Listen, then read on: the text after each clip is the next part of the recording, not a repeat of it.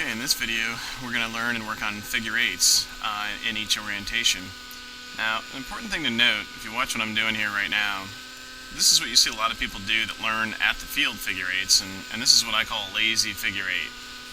And the reason for that is you can tell by there's a big elongated transition in the cross to the other side of the circle. And then you kind of balloon up at the ends.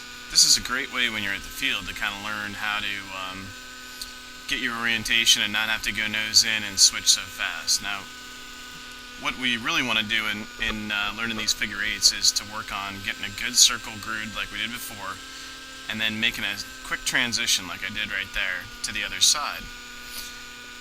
And essentially what you're learning in these figure eights is how to go from one circle to another in a fast and even type of way.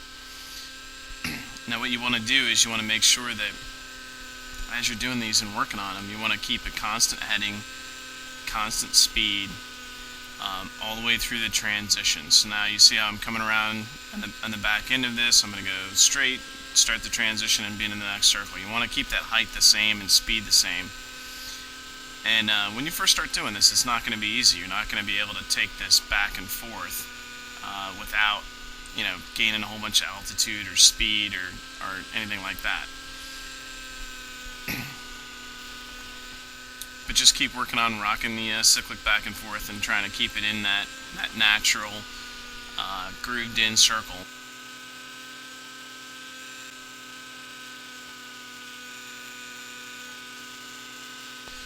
Okay, with inverted figure eights, it's basically the same as upright. You want to work on grooving in the circle and making sure that in the transition you don't gain any altitude or any speed, kind of like I'm doing right there.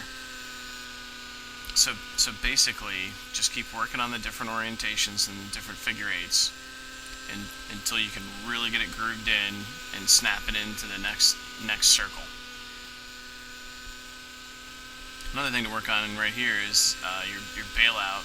And just make sure you have a good bailout so you can get back to tail end inverted where you're safe and you don't have to worry about being uncomfortable.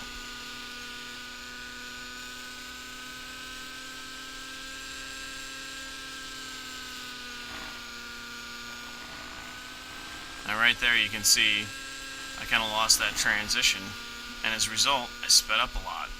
And that's what's going to happen to you a lot when you're first starting to learn these. It's going to take a long time to figure out what the right amount of cyclic is so that you can get that grooved in and done.